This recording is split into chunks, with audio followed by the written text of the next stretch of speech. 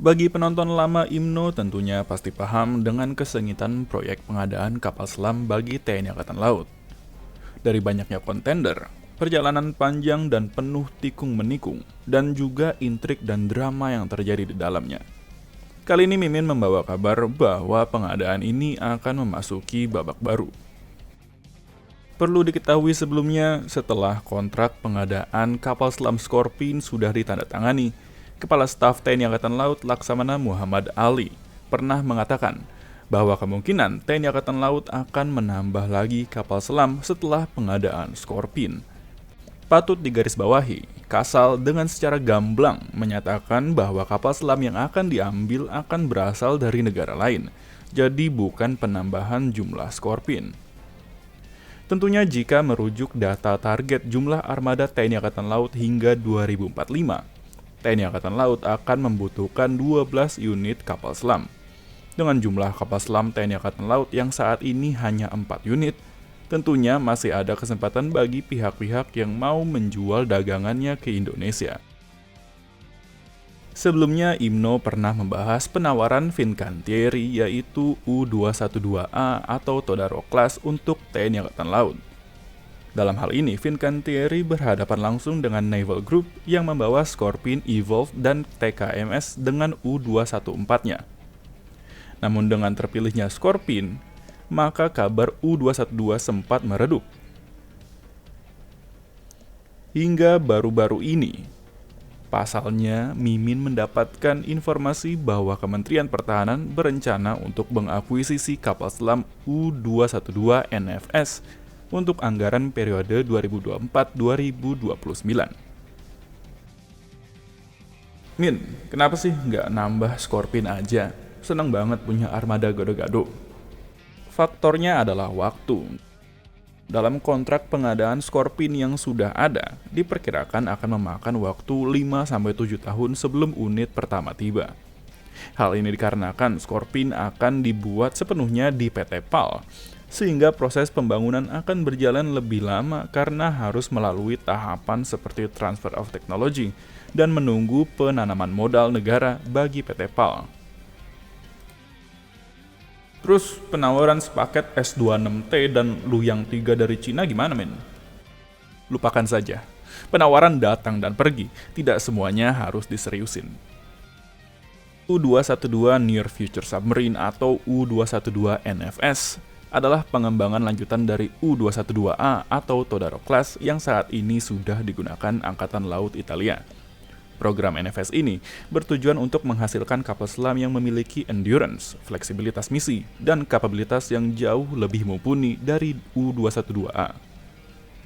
Dalam hal ini, U-212 NFS akan dilengkapi Long Range Deep Strike Cruise Missile, yang saat ini detailnya belum diketahui, Combat Management System Athena Mark II U dari Leonardo, dan Electronic Warfare Suite dari ELT Group. Selain itu, U-212 NFS juga sudah mengalami beberapa modifikasi seperti desain propeller baru, pressure hull yang 1,2 meter lebih panjang, dan hidrodinamika yang lebih baik, supaya kapal selam bisa beroperasi lebih senyap. U-212 juga akan dapat beroperasi di perairan beriklim tropis. Kedepannya, U-212 NFS tidak akan hanya beroperasi mandiri, namun juga dapat memanfaatkan jaringan sensor bawah laut dan underwater unmanned vehicles. Saat ini, Angkatan Laut Italia sudah memesan 4 unit U-212 NFS, dengan unit pertama diperkirakan tiba pada tahun 2027. Untuk 2 unit pertama kapal ini akan menggunakan Air Independent Propulsion Hydrogen Fuel Cell seperti U-212A. Namun unit selanjutnya akan dilengkapi dengan lithium-ion battery yang sudah berhasil diuji coba pada April 2024 lalu.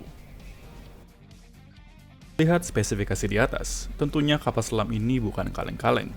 Dengan kemampuannya untuk beroperasi di iklim tropis, tentunya kapal selam ini dapat beroperasi di perairan Indonesia secara optimal. Tentu ada baiknya Indonesia memilih penggunaan baterai lithium-ion daripada hydrogen fuel cell AIP jika kita memasukkan pertimbangan yang sama yang menyebabkan terpilihnya Scorpene Evolved, seperti kemudahan operasi dan perawatan lithium-ion dibanding dengan tipe AIP lainnya. Berdasarkan info yang IMNO terima, Kementerian Pertahanan akan mengakuisisi kapal ini sebanyak 2 unit. Gila, nongol terus nih angka. Ini beneran angka keramat, jir, jadi horor. Saat ini Mimin belum mendapatkan informasi mengenai nominal anggaran pengadaan ini. Bila merujuk pada kontrak pengadaan milik Italia sendiri, 2 unit U-212 NFS dan dukungan logistiknya bernilai 1,35 triliun euro. Namun perlu diingat, bahwa kontrak tersebut ditandatangani pada tahun 2021. Jika menghitung nominalnya sekarang, maka kita harus mempertimbangkan inflasi. Italia juga bukan operator U-212 baru, sehingga paket dukungan logistik yang diambil belum tentu seekstensif pembelian sebuah negara yang benar-benar membeli alutsista baru. Dan terakhir, perlu ada pertimbangan bahwa Italia terhitung sebagai pembeli lokal, dengan Fincantieri sebagai industri pertahanan lokal Italia. Melihat faktor-faktor di atas, besar kemungkinannya nominal pengadaan kapal selam U-212 NFS untuk Indonesia akan lebih besar secara signifikan. Tentunya pengadaan kapal selam masih menjadi sebuah agenda yang urgent bagi TNI Angkatan Laut.